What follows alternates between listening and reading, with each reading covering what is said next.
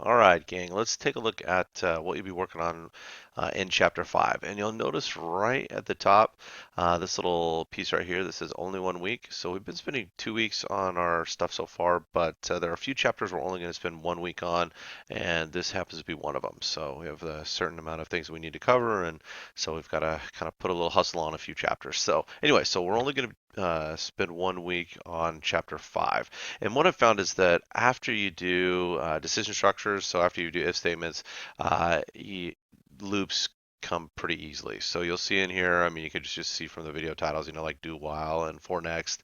You'll see do unto. You'll see some other loops, but those usually come fairly easy after you've done if statements. So I don't think you have any troubles with this particular chapter. There's quite a bit of material to cover, so don't wait till the last minute to get going on this. So let me just do a quick walkthrough of kind of what to expect for this week. You'll see in here, starting with the My Programming Lab piece for your assignment. If let me put this on here. If you take a look at this, I only put two sections in here. So there's a section on do whiles, and then you'll see do into and for next here. So these will give you some practice as you are, getting started with coding these. And so anyway, so remember this is supposed to be for you to be able to practice and mess around with, and then you can see the solutions. So do you get instant feedback that way? So anyway, so that's in there. So don't forget about that part. I would suggest doing that, as you're going along before you start doing these actual programs throughout the chapter. So anyway, so we've got those in there.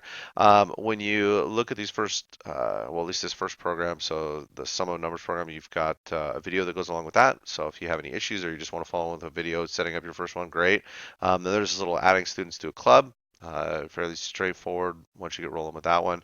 And then these other three are from a section that I think the book calls them design your own forms. So there are no pictures for these, so it's kind of whatever you think. And honestly, these are more fun for me to look at when I do grading because you guys do them all differently, and so I get to see kind of different takes on things, and it's always fun for me to see the I don't know different ways that you guys are doing them. So anyway, so there's that, and then let's see, what was I going to mention about this one? Oh, the dive simulator. You'll see. Way back in the book tells you this too in the little assignment, but way back at the top in our very first section here, remember the student source code piece? I think they call it sample code, source code, something like that in the book.